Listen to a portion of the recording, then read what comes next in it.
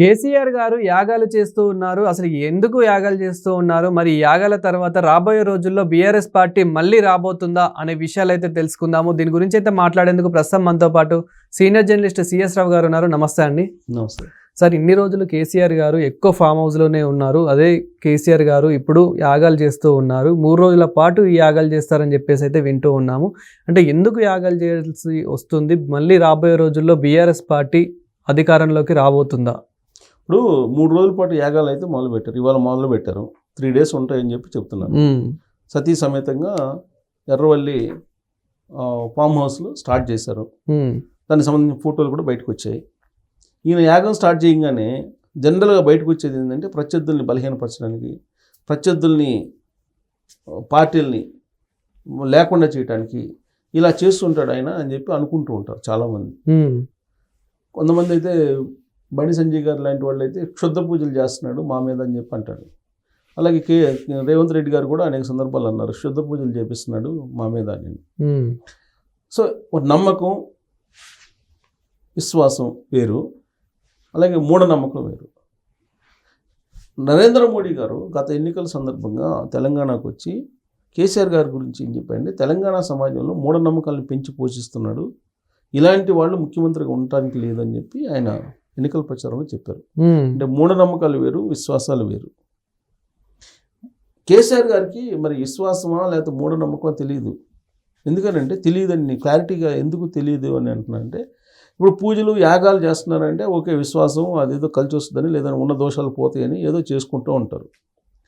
మరి సెక్రటరియట్ని కడితే సెక్రటరియట్ని ఎక్కడ కట్టాలి, ఎక్కడ కడితే ఆయన ముఖ్యమంత్రిగా పర్మనెంట్గా ఉంటారనే దాని మీద రకరకాల ప్లేసులను హైదరాబాద్లో చూశారు. సరే ఎట్టగలకు అప్పుడు ఈ చెస్ట్ హాస్పిటల్ని తీసేసి అక్కడ కట్టాలని చూశారు, ఎర్రగడ్డ హాస్పిటల్ని కూల్చేసి అక్కడ కట్టాలని చూశారు. కుదరదని చెప్పి కాంగ్రెస్ పార్టీ వాళ్ళు ధర్నాలు చేశారు, మిగతా పార్టీ వాళ్ళు ధర్నాలు చేశారు. సరే ఎట్టగలకు ఉన్నటువంటి దాన్ని కూల్చేసి అక్కడే కట్టారు. కట్టిన తర్వాత అక్కడ పోయి కూర్చుంటే ముఖ్యమంత్రి పదవి పోద్దని చెప్పి ఎవరో చెప్పారండి. అది వెళ్ళలేదుగా, సెక్రటరీకి అసలు వెళ్ళలేదు. ముఖ్యమంత్రి అనేవాళ్ళు సెక్రటరీకి వెళ్తారు, రోజు రివ్యూ మీటింగ్లో పార్టిసిపేట్ చేస్తారు. కానీ కేసీఆర్ గారు ప్రగతి భవన్ నుంచి అడుగు తీసి అడుగు పెట్టాల. ఆయన మనవని కూర్చోబెట్టారు సీఎం సీట్లు అక్కడ, ఎక్కడ సెక్రటరీలో. అదొక పెద్ద న్యూస్ అయింది, అప్పుడు న్యూసెన్స్ కూడా అయింది. సో అంటే ఒకవైపు మూఢనమ్మకాలు ఉన్నాయి ఆయనకి, ఇంకొక వైపు విశ్వాసాలు కూడా ఉన్నాయి అని చెప్పి అనుకోవచ్చు మనం. కానీ జనం కూడా ఇప్పుడు ఆయన యాగాలు చేస్తే బ్రహ్మాండంగా ఉన్నాడు, ఆయన బాగా సంపాదించేసాడు ఆస్తులు, అధికారాన్ని అనుభవిస్తున్నాడు, మనం కూడా ఇలాంటివి చేస్తే మనం కూడా అనుభవించవచ్చు అనేటువంటి వాళ్ళు ఉంటారు. ఎందుకంటే ఆయన ముఖ్యమంత్రిగా ఉన్నప్పుడు ఆయన చేసినప్పుడు మనం ఎందుకు చేయకూడదని అప్పట్లో ఎమ్మెల్యేలు, మినిస్టర్లు కూడా చాలామంది చేశారు.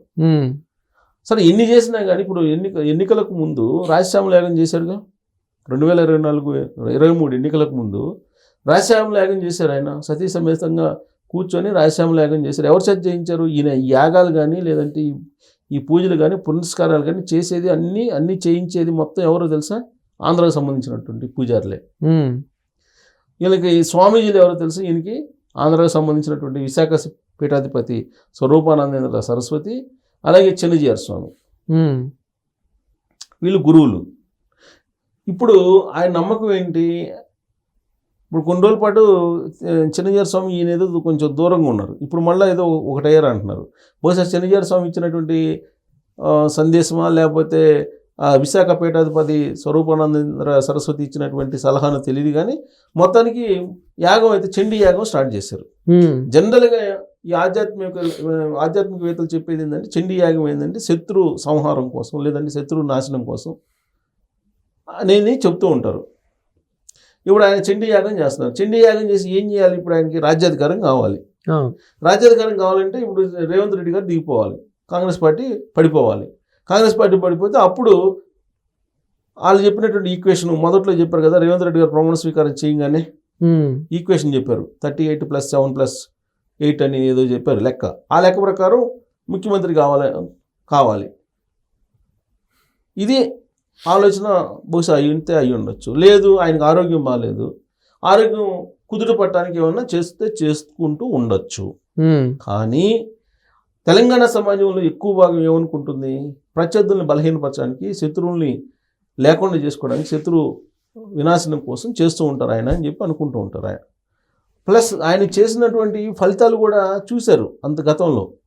2014లో ముఖ్యమంత్రి అయిన తర్వాత 63 మంది ఆయనకి ఎమ్మెల్యేలు అప్పుడు బొటాబొటి మెజార్టీతో ముఖ్యమంత్రి అయ్యాడు. ఆయన పూజలు చేసిన తర్వాత తెలుగుదేశం పార్టీని చిన్నాభిన్నం చేశాడు. ఆయన తెలుగుదేశం పార్టీని లేకుండా చేశాడు ఈయన. అదంతా పూజల మహిమే, యాగాల మహిమే అని చెప్పేసి అప్పట్లో ప్రచారం జరిగింది. తెలుగుదేశం పార్టీ లేకుండా చేయగలిగాడు, తెలుగుదేశం పార్టీని అసలు ఇక్కడి నుంచి లేకుండా పంపించగలిగాడు, అదే ఆయన సక్సెస్ అని అప్పట్లో ప్రచారం జరిగింది. ఆ తర్వాత ఏం జరిగింది, 2018 ఎన్నికలకు ముందు ఆయన రాజ్యసభ యాగం చేశారు. 2018 ఎన్నికల్లో గెలిచారు. సో గెలిచి 80 మంది ఎమ్మెల్యేలకు పైగా గెలిచారు. ఆ తర్వాత ఏం చేశారు, కాంగ్రెస్ పార్టీని బలహీనపరిచి కాంగ్రెస్ పార్టీని బీఆర్ఎస్ పార్టీలో విలీనం చేసుకున్నారు అసెంబ్లీలో. అదొక విషయం, అది కూడా రాజ్యసభ యాగం ఈ యాగాల వల్లే అని చెప్పి ప్రచారం జరిగింది. అసలు ఇంక తిరుగులేదు కేసీఆర్ గారికి, మొత్తం అయిపోయినాయి అన్ని పార్టీలు, ప్రతిపక్ష పార్టీలో లేవు, టోటల్గా అయిపోయినాయి అని చెప్పేసి కేవలం పూజల వల్ల అని చెప్పి చాలామంది నమ్మేటువంటి వాళ్ళు ఉన్నారు. ఆయన చేసినటువంటి యాగాలు లేదంటే పూజల కారణంగానే అని చెప్పి నమ్మేవాళ్ళు ఉన్నారు. ఆయన కూడా అదే తరహాలో పూజలు పునస్కారాలు చేస్తూ మరి ఇలాంటి పూజలు పునస్కారాలే మీకు 2023 అసెంబ్లీ ఎన్నికల ముందు ఎందుకు పనిచేయలేదు? పనిచేయలేదు కదా. ఆ ఎలక్షన్లో పనిచేయలేదు, అధికారం పోయింది. అధికారం పోవడంతో పాటు బీఆర్ఎస్ పార్టీలో ఉండేటువంటి 10 మంది 12 మంది కాంగ్రెస్ పార్టీలోకి వెళ్ళారు. ఇంకొక 10 మంది వెళ్ళే అవకాశాలు కనిపిస్తున్నాయి. ఇంకొక వైపు కేసులన్నీ మెడ మీద వేలాడుతున్నాయి, ఎప్పుడేమైందో తెలియని పరిస్థితి. మరి ఈ కేసుల నుంచి బయటపడటానికా, లేదంటే బీఆర్ఎస్ పార్టీ చీలిపోతుంది కాబట్టి with in the family disputes నడుస్తున్నాయి కదా, అది అందరికి కనిపిస్తుంది కదా, అవి సెటరేట్ చేసుకోవడానికా? కారణం ఏంటి ఇప్పుడు చండీయాగం చేయడానికి అనేది పెద్ద చర్చ జరుగుతుంది. అయితే ఆ చండీయాగం చేయడం ఆయన కొత్త ఏం కాదు, ఇప్పుడు చేస్తుంటారు. అయితే ఆధ్యాత్మికవేత్తలు చెప్పేది ఏంటంటే ఒక ఏజ్ వరకే పనికి వస్తాయి అంటే పూజలు కానీ ఏదైనా. అలాగే గ్రహ గమనాన్ని బట్టి కూడా పనిచేస్తాయంట.